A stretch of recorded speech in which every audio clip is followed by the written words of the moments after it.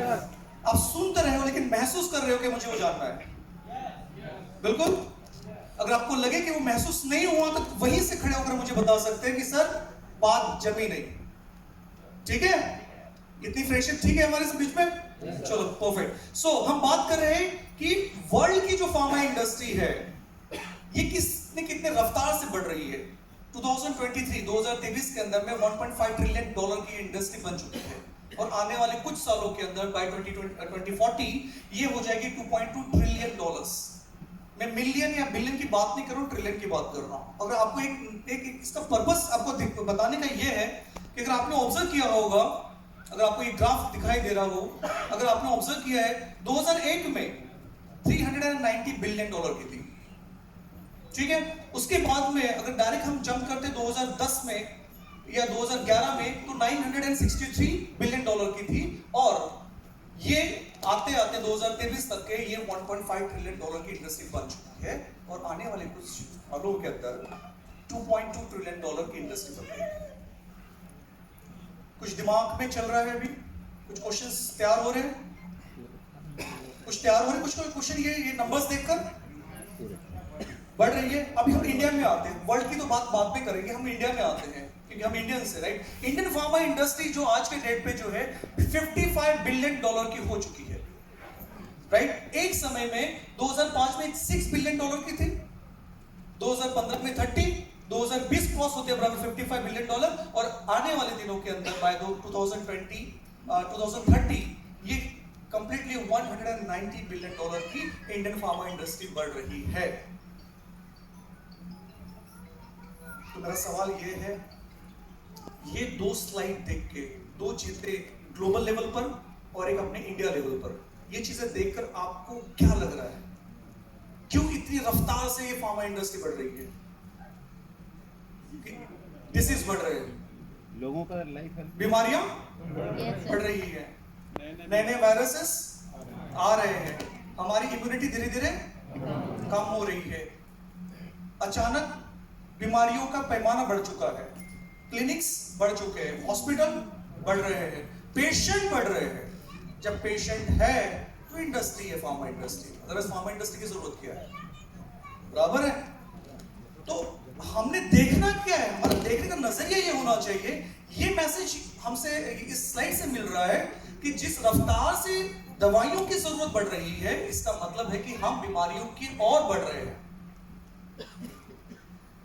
तो क्या आपको नहीं लगता कि कुछ हमने ऐसा करना चाहिए कि बीमारियां ही गायब हो जाए या बीमारियां ही ना हो, या फिर बीमारियां कंट्रोल में आ जाए और धीरे धीरे करके वो कंप्लीटली रूट से ही गायब हो जाए?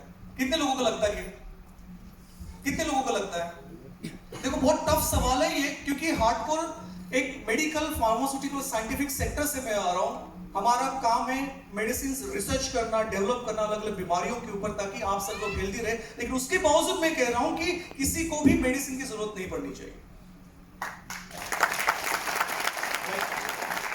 लेडीज एंड जेंटलमैन, अगर कोई कमजोर दिल वाले हैं तो अगली वाली स्लाइड नहीं देखे या नहीं सुने। समझ में आ रहा? अगर कोई कमजोर दिल वाले हैं तो अगली स्लाइड जो है वो आप नहीं सुनोगे या नहीं देखोगे। ठीक है, डन? चलो, कितने डन वाले हैं यहां पर? डनाडन डर। Thank you, thank you, thank you. So ladies and gentleman, focus focus focus, क्योंकि अगर आपने यहां फोकस कर दिया आपकी लाइफ बल्ले बल्ले हो जाएगी। ठीक है, वो कैसे? रिस्क फैक्टर्स, आने वाले दिनों में क्या होने जा रहा है वो आपको समझना है, वो आपको देखना है, और वो दिखाने और समझाने के लिए मैं आया। क्योंकि अगर आपने वो समझ लिया या देख लिया और उसको सही तरीके से समझ के इंप्लीमेंट कर दिया तो आपका पूरा परिवार आने वाले सालों में डेफिनेटली डिसीज फ्री और मेडिसिन फ्री रह सकता है। सारी संभावनाएं, क्योंकि हम छत्तीसगढ़ में है, संभावनाओं का गढ़ है, सारी संभावनाएं बनती कि नहीं बनती है? अभी थोड़ा सा शौक है यहां पर, थोड़ा सा शौक है यहां पर, मैं आपको शौक देना चाह रहा हूं। एक आप कितना उसको बर्दाश्त कर सकते हो, सस्टेन कर सकते हो, ये आपके ऊपर छोड़ता हूं। पूरे विश्व में भारत डायबिटीज का कैपिटल बन चुका है। पूरे विश्व में इंडिया जाना जाता है डायबिटीज का कैपिटल, नंबर 1 पोजीशन पे। आज के डेट पे 80 मिलियन डायबिटीज के केसेस ऑलरेडी है। 80 मिलियन केसेस डायबिटीज के हैं और 2045 आते आते ये नंबर हो जाएगा 130 मिलियन का। 13 करोड़ 130 मिलियन। डायबिटीज पनप नहीं रहा है, डायबिटीज हमको बर्बाद कर रहा है। और बहुत से लोगों को लगता है अरे ये तो बस ब्लड शुगर ही तो बढ़ा है, अरे मैं तो मेडिसिन ले रहा हूं, ये तो कंट्रोल में है। Nothing is in control, right. दूसरा फैक्ट, कैंसर की अगर बात करते हैं, ये बहुत सरप्राइजिंग फैक्ट है। ये मैं पूरा साइंटिफिक डेटा आपको मैं शेयर कर रहा हूं यहां पर कि 2021 में ये ऑलरेडी 26 मिलियन कैंसर के केसेस पाए गए हैं।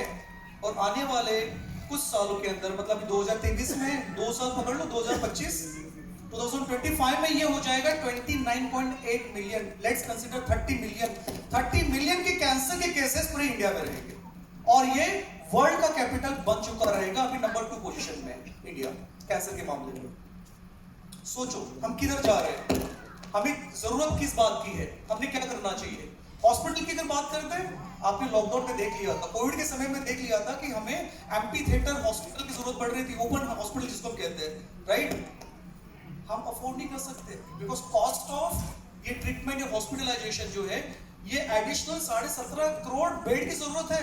एडिशनल जो आज की वस्तुस्थिति है उसको देखते हुए आने वाले दिनों में 17.5 करोड़ एडिशनल बेड की जरूरत है। वो नेक्स्ट टू इम्पॉसिबल वाली बात है। Covid is the best example for that, right. और हेल्थ केयर कॉस्ट की बात करते हैं, ट्रीटमेंट की बात करते हैं, देखो बहुत से लोग मैंने ये ऑब्जर्व किए कि जिसके पास पैसा है वो चिंता नहीं करता हेल्थ के बारे में। क्यों भाई, इंसान नहीं है वो। सोच क्या है, देखो लोगों की सोच क्या है, भाई मेरे पास पैसा है, मेरे पास में मेडिकल कवर है, मेरे पास में इंश्योरेंस है, तो मैं मेडिकल कॉस्ट मैनेज कर सकता हूं। बट जो सफरिंग हो रही है, जो व्यक्ति उस पीड़ा से गुजर रहा है, जो परिवार उस पीड़ा से गुजर रहा है, उसका क्या। पैसा आपको ट्रीटमेंट का कॉस्ट बेयर करने की कैपेसिटी दे सकता है, लेकिन आपको सुकून नहीं दे सकता। और ये मेडिकल कॉस्ट आने वाले दिनों में और बढ़ने वाले हैं। तो आपको अगर ये क्लियर दिखाई दे रहा है, डायबिटीज, कैंसर, ट्रीटमेंट कॉस्ट और ना जाने कितने सारे वायरस और अलग अलग बीमारियां, तो क्या आपको नहीं लगता कि इन सब में से हमें एक परमानेंट एक सॉल्यूशन चाहिए। कितने लोगों को लगता है कि हमारी लाइफ जो है डिसीज फ्री होनी चाहिए। सभी लोग यहां पे मौजूद सभी लोगों को लगता है। क्या आपको लगता है कि आपकी वजह से आपके जो रिलेटिव्स है या फ्रेंड सर्कल है या आपका आस पड़ोस है वो भी निरोगी रहना चाहिए, हेल्दी रहना चाहिए, राइट। तो उसके लिए हम क्या कर सकते हैं, अभी तक के क्या करते आ रहे हैं और हमने अभी आगे करना क्या है, उसके लिए मैं यहां पर आया। पर्पस बहुत क्लियर है। आने वाले जो 60 मिनट्स है या 120 मिनट्स रहे, वो इतने इंपॉर्टेंट है। मार्क माय वर्ड्स, आपके जिंदगी के सबसे बेहतरीन वो मोमेंट अभी है। और ये बात आपको अभी नहीं, बाद में रियलाइज हो। शायद हो सकता है कल, हो सकता है परसों, हो सकता है 1 महीने बाद, हो सकता है 1 साल बाद। जब आप बीती आती है ना, जब खुद पे बीतती है, तब वो रियलाइज होता है। जब पता चला कि घर का एक अच्छा हेल्दी व्यक्ति कैंसर से पीड़ित हो गया, डायबिटीज टाइप 2 से टाइप 1 में कन्वर्ट हो गया और मल्टीपल डिजीजेस इन्फेक्शन की तौर बढ़ रहा है। पता जब चलता है कि हमारे परिवार का एक अच्छा सदस्य अचानक गायब हो गया। लाइफ में अचानक कुछ नहीं होता है। आप मुझसे ज्यादा है पर्सनल लाइफ जो इसको कहते हैं अनुभव, आप एज में मुझसे काफी बड़े हैं, आपको व्यवहारिक या पारिवारिक नॉलेज ज्यादा होगा। कितनी दिक्कतें आती है ये आपको अच्छे से पता है। हमें ऐसा करना है कि जो हो रहा है वो हमारे साथ हो। क्योंकि कुछ चीजें हमारे हाथ में नहीं है, this is all external factors. लेकिन बहुत सारी चीजें हमारे हाथ में। मैं वही बताने आया हूं कि आपके हाथ में क्या है, और आप अगर वो डिसीजन लेते हैं तो आपकी लाइफ कितनी बदल सकती है। मैं बात कर रहा हूं प्रिवेंशन की, मैं बात कर रहा हूं कि डिसीज हो ही ना, मैं बात कर रहा हूं कि डिसीज हो चुका है तो उसे कैसे दूर किया जा सके। मैं बात कर रहा हूं संभावनाओं में, परिस्थितियों में हम हमेशा के लिए हेल्दी कैसे रह सकते हैं, हमेशा खुश कैसे रखते हैं। मैं उस पर्पस के लिए आया। क्या ये मेरा पर्पस सही है? Right? Thank you. Ladies and gentleman, Covid हमें बताने की जरूरत नहीं मुझको, ये तो एक सिंगल वायरस था। अभी इसको बताने जाएंगे तो आपको नींद नहीं आएगी, इसलिए मैं नहीं बताना चाहूंगा। To be honest with you, मैं आपकी नींद और चैन उड़ाने नहीं आया हूँ, आपको जागरूक करने आया हूँ। कोविड-19 तो एक सिंगल वायरस है, आने वाले दिनों में ना जाने ऐसे वायरसेस रहेंगे। एक एग्जांपल के तौर पे ये जहां से आया था, ये आपको पता है इसलिए वो हाईलाइट नहीं कर रहा हूँ, जहां से आया था वहां पर इस प्रकार के 1500 और वायरसेस के स्ट्रेन हैं।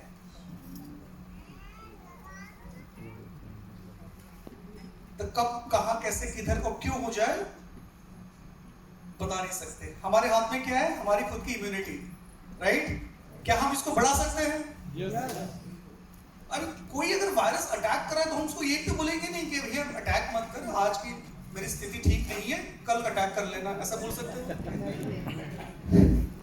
तो मैं कहता हूं कि आप अपना कवच पहन के रहो ना, आप अपनी ढाल बना के रहो, तो आने दो, जो वायरस आना है वो आने दो, हमें क्या फर्क पड़ेगा उससे। हमारी कवच है ना, हमको प्रोटेक्ट करेगी। तो मैं उस कवच के बारे में बात करने के लिए आया हूं। आप जानना चाहोगे, आप में से कितने लोग हैं वो जानना चाहते हैं कि वो कवच क्या है, वो प्रोटेक्शन क्या है, वो प्रिवेंशन क्या है, राइट? जिनके हाथ खड़े नहीं है वो सोच रहे कि जब होगा तब हम देखेंगे। ऐसा कोई है व्यक्ति? चलो, परफेक्ट। लेडीज एंड जेंटलमैन, हमें लाइफ में, मैं बात कर रहा हूं ट्रू हेल्थ की, सिर्फ हेल्थ की बात कर रहा हूं। हेल्थ वो होती है जो फिजिकली आप फिट हो, वो हेल्थ है। इसके अलावा जो आता है मेंटल हेल्थ, जो दिखाई नहीं देती, जो बाद में महसूस होती है, और तीसरा जो है इससे भी बड़ा, फाइनेंशियल हेल्थ। फाइनेंशियल हेल्थ को आपको मुझे बताने की जरूरत नहीं है, आप जानते हो, समझते हो। इन तीनों में से किसी एक भी चीज गड़बड़ हो जाती है, चाहे वो ट्रू मेंटल हेल्थ हो या फाइनेंशियल हेल्थ हो या फिजिकल हेल्थ हो, पूरा परिवार जो है एक तरह परेशानियों की तरफ जाता है, राइट? आप सहमत हो मुझसे, राइट? सो हम बात करेंगे ट्रू हेल्थ की। ट्रू हेल्थ वो है जो आपको फिजिकली तो हेल्दी रखे, मेंटली आपको फिट रखे और फाइनेंशियली स्टेबल बनाए। जिस दिन ये तीन चीजों अचीव हो जाती है उसको कहते हैं ट्रू हेल्थ। वो मैं ट्रू हेल्थ आपको बताने जा रहा हूं। Are you ready with me? Right? Ladies and gentleman, अब बात करें तो ह्यूमन, हमारी बॉडी के अंदर में वाटर क्या काम करता है। मैं कहता हूं जल है तो जीवन है, बिना जल के कुछ भी संभव नहीं है, राइट? और इसको मैं थोड़ा डिटेल में आगे आपको समझाऊंगा कि एग्जैक्टली वाटर है क्या होता है और ये हमारी जीवन के लिए कितना जरूरी है। सबसे इंपॉर्टेंट है, आपने अगर ये समझ लिया ना। अच्छा, बाय द वे, आप में से कोई व्यक्ति जो medical, health care, pharmaceutical field से है, डॉक्टर, हॉस्पिटल, क्लिनिक, उसमें से कोई इधर है? न्यूट्रिशन एंड ऑल दैट, हाथ खड़े कर सकते हैं। वाह, अमेजिंग, काफी लोग हैं, वेरी नाइस। सर आपको देखा हुआ सा लग रहा है। हाँ, नहीं, पुणे वगैरह में नहीं, ओके, गुड। तो काफी लोग हैं जो मेडिकल फील्ड से है। तो मैं आपको बताना चाहूंगा, ये पॉइंट आप नोट कर ले, चाहे किसी भी फील्ड से हो, आप इंसान हो, मेरे लिए उतना काफी है। आप सभी के शरीर के अंदर में सबसे ज्यादा जो है पता है क्या है? सेल्स। वो कितनी है? 37.4 ट्रिलियन सेल्स। मैं हजारों में नहीं, लाखों में नहीं, मिलियंस में नहीं, बिलियंस में भी नहीं, ट्रिलियन में 37.4 ट्रिलियन सेल्स। सेल्स है तो हम हैं। सेल्स ही है जो हमारे शरीर को संचारित करती है, ब्लड सप्लाई करती है, न्यूट्रिशन सप्लाई करती है। सेल्स ही है जो न्यूरल सिग्नल्स भी पास करती है पूरी बॉडी को मेंटेन करने के लिए, सारी चीजें। और इससे सबसे इंपॉर्टेंट पता है क्या बात है? ये पॉइंट मैं क्यों हाईलाइट कर रहा हूं, क्योंकि अगर आपने ये समझ लिया ना तो मेरा काम हो गया, आगे मुझे समझाने की जरूरत ही नहीं पड़ेगी, to be very honest with you. 37.4 trillion human cells को हेल्दी रखने के लिए पता है क्या चाहिए होता है? पानी।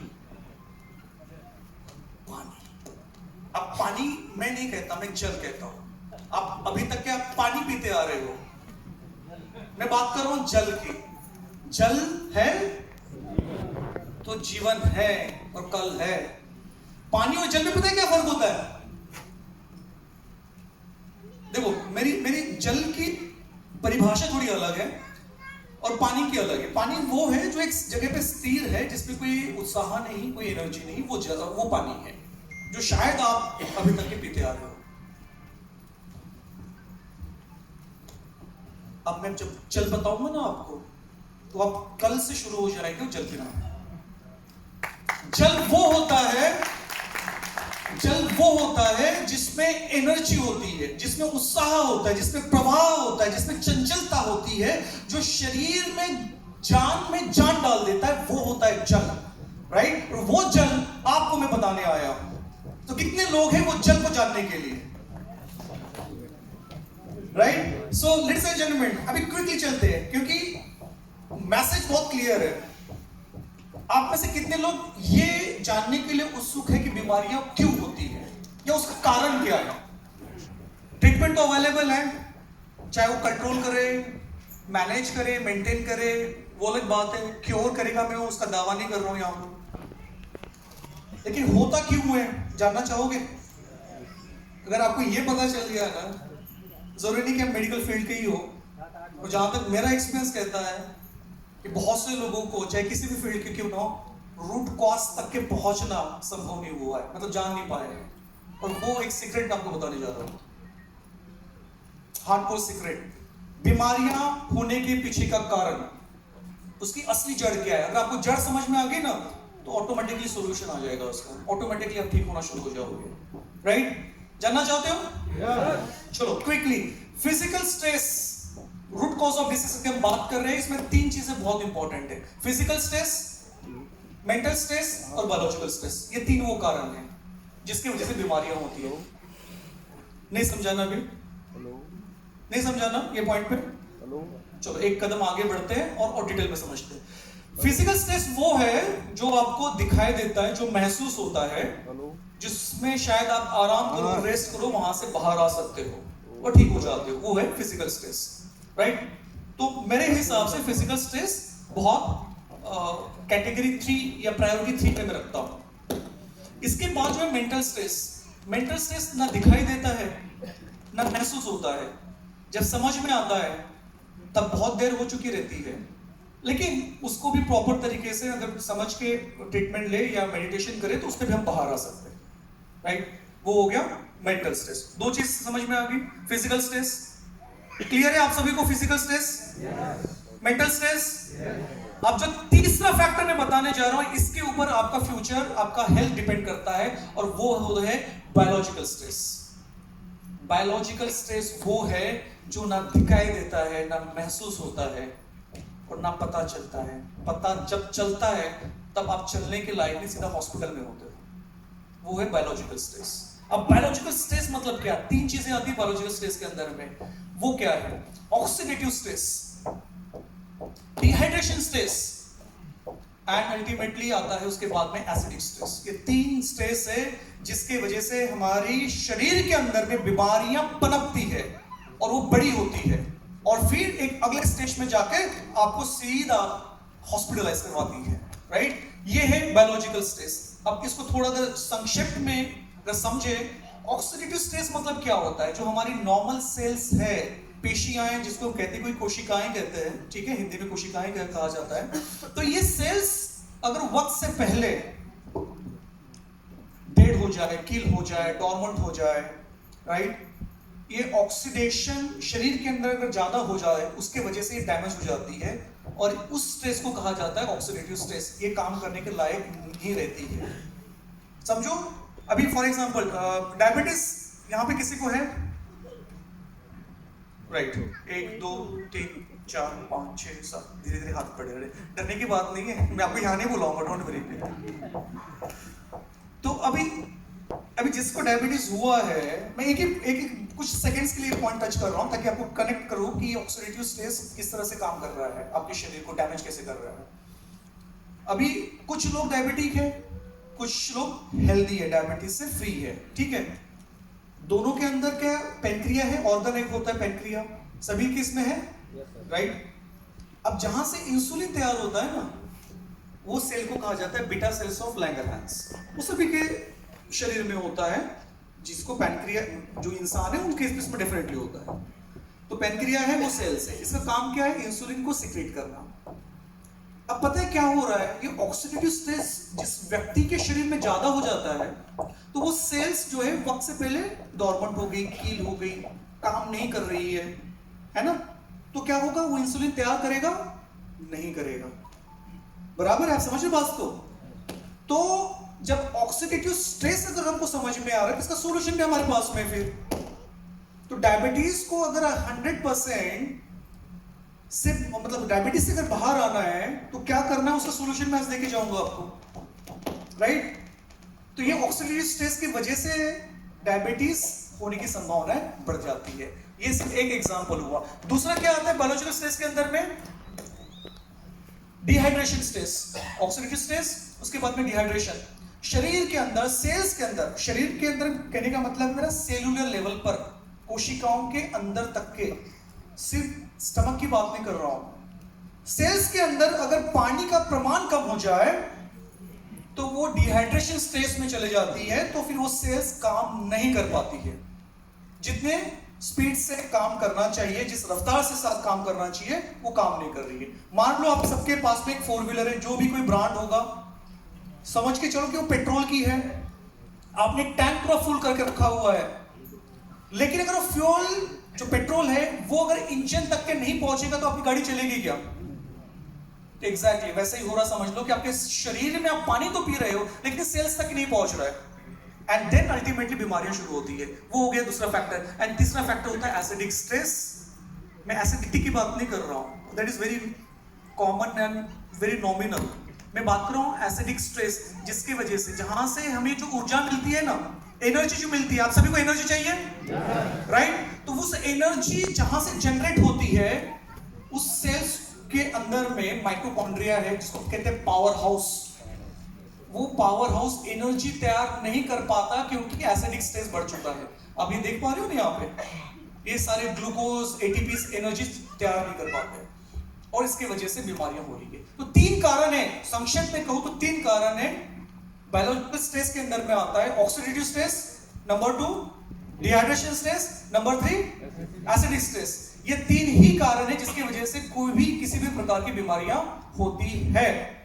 अब ये रूट कॉज हमको पता चल गया। अब बात करते हैं सोल्यूशन। सोल्यूशन कितने लोगों को चाहिए, राइट? सभी को हेल्दी रहना है ना, राइट? तो हम सोल्यूशन लेके जाएंगे, हम उसके ऊपर फोकस करेंगे quickly, right? So ladies and gentleman, मैं अभी आपको ऑफिशियली वेलकम कर रहा हूं, इनवाइट कर रहा हूं द वर्ल्ड की बेस्ट मेडिकल डिवाइस। हाँ, आपने सही सुना, मेडिकल डिवाइस जो वाटर के ऊपर काम करती है, द कैंगन वाटर, इनाची कंपनी की, ठीक है? ये मेडिकल डिवाइस है, मेडिकल ISO 13485 सर्टिफाइड है, तमाम सारे इसको सर्टिफिकेशन मिल चुके हैं, तमाम सारे डॉक्टर्स वर्ल्ड वाइड इसको रिकमेंड करते हैं, और बहुत सारे रेगुलेटरी अप्रूवल है। अब आप सोच रहे हैं हमारे घर में जो भी फिल्टर होगा पानी वगैरह क्लीन करने वाला, वो तो फिल्टर है। मेडिकल डिवाइस कभी आपने सुनी नहीं है ना?